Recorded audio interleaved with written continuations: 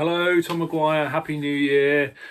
Just here to review the book, The Art of Racing in the Rain by Garth Stein, or Steen, I'm not sure how you pronounce it, but I'll say Stein. This is a really nice book. There's loads of reviews online on this book. I heard loads of really good things about it. There's been a film made as well, which gets very poorly rated by Rotten Tomatoes, like 40% or something. But everyone else seems to rate it quite highly. I think IMDb rate it about 78% or so. And on Google it says that like 90% of people enjoyed it. So I haven't seen it yet, but I will watch it at some point. But I've read the book, and that's what I'm here for today, just to talk about, just to give you my opinion on it. I like giving my opinion, as you already know, those of you who subscribe to this channel. So yeah, I hope you all had a really good Christmas and a really good New Year. Hope it wasn't as kind of bleak as everyone was expecting it to be. Everyone's saying in the news how terrible it was going to be and stuff. I know obviously for some people it was probably horrendous, and I'm not going to be insensitive about that. I was very fortunate, luckily. Things have been okay here. We're now going into lockdown again though. Our great leader Boris Johnson, aka the most embarrassing Prime Minister we've ever had, I'm afraid to say, has put us into lockdown again, probably far too late, but never mind, I'm not here to talk about that. This book is a really good book to read if you just want to kind of escape reality for a little while. It's actually really nice. It's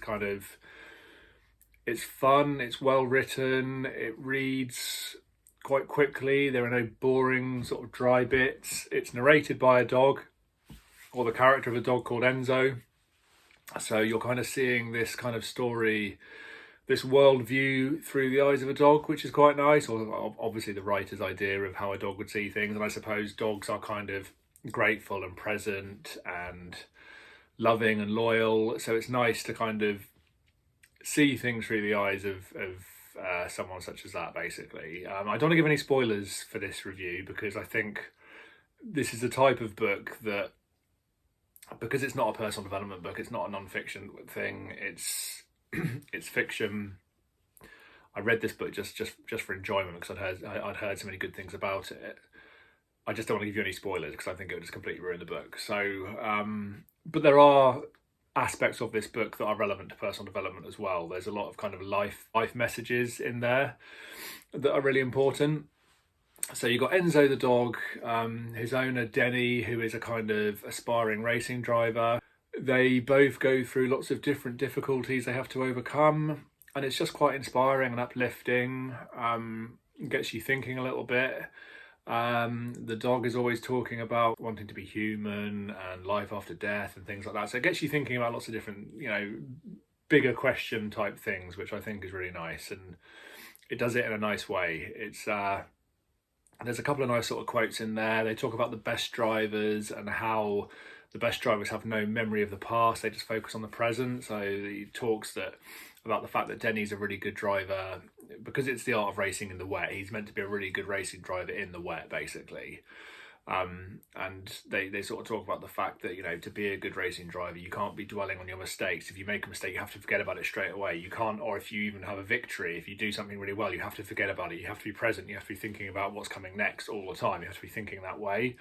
And I really like that. Also says that there's no dishonor in losing a race. There's only dishonor in being too scared to sort of start the race in the first place, to even take part, basically. And that's another really important thing, isn't it? When it comes to our personal development, quite often we're too scared to even try things. And when you're too scared to even try, that's a bigger failure really than trying and failing, isn't it? If you try and fail, you learn something, you can progress, you can move on. But if you're too scared to even try, then that really is kind of the worst, isn't it, in lots of ways. And it's something we all have to deal with. I'm not saying that I'm perfect at any of this stuff. I'm just saying that from a personal development point of view, that is one of the things, isn't it? We have to try and be courageous enough to actually give things a go and to accept that we might fail. And if we do fail, that's okay. Pick ourselves back up and carry on.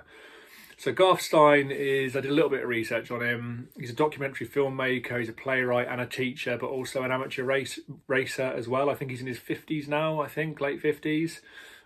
He's done a couple of other books as well, which I haven't actually looked at yet. But this one, I think I get the impression this one is his main one. But it's just a really nice, without kind of giving you any spoilers, just a really nice, warm, feel-good sort of story, well written. It's not cheesy like you think it might be because it's narrated by a dog. It's just nice. It's a nice different perspective. I think particularly the way things are at the minute. You know, one of my goals, one of my ambitions for 2021 is to be a little bit less focused on goals in some ways. I know this is a personal development channel and I read to learn as much as possible, to give you as much information as possible, good quality information as possible.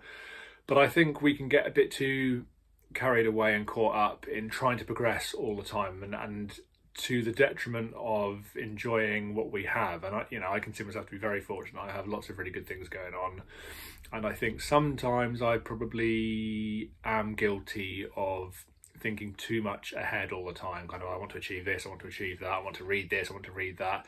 Sometimes we just have to sort of sit down and just be present and just enjoy what we've got and be grateful for what we've got, because you never know when it's going to end. And this book kind of reminds us of those type of lessons, really. So although it's enjoyable, it is a little bit sad in places, but it does just give you that kind of important perspective on things, I think.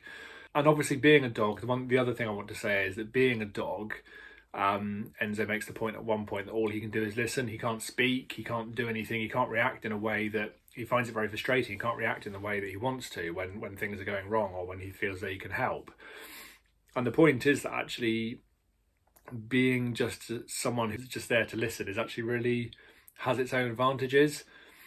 And actually, when you think about it, when you think about being the best person you can possibly be, so many of us want to just speak all the time. We have that pressure of thought. We want to get our thoughts out. We listen to people and we kind of wait for our opportunity to talk rather than actually listening to what they're saying.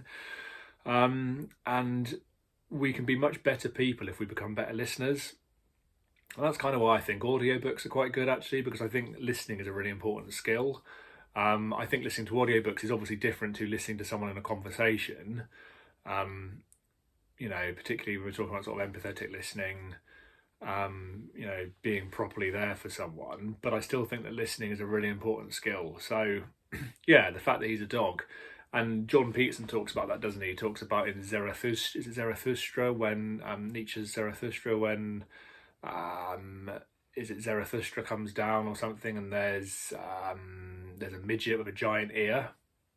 And Jordan Peterson talks about the fact that that's what highly intellectual people are often like. They're kind of they don't necessarily have a giant ear. They almost need that giant ear. They just want to talk. They just have their ideas, their opinions, and not really prepared to listen to anyone else because they kind of feel that they're superior. And actually, if you can just be someone who listens, then you're really going to be at an advantage, actually, because so many of us just want to talk, as I clearly am now, but that's my prerogative. It's my channel, I'm recording. But anyway, so many of us just want to talk and not actually listen. And so that's a big lesson in this book as well. But anyway, I've got some other really good books to review very soon. I've read some fantastic stuff recently. I've got some more A.A. Gill. I've got something by Stephen Vivince, who's really, really good as well. And so I will be doing those. I'll probably do another one by the end of this week, hopefully. So look forward to that. And please keep liking and subscribing. Really appreciate it. And speak soon. Cheers. Take care.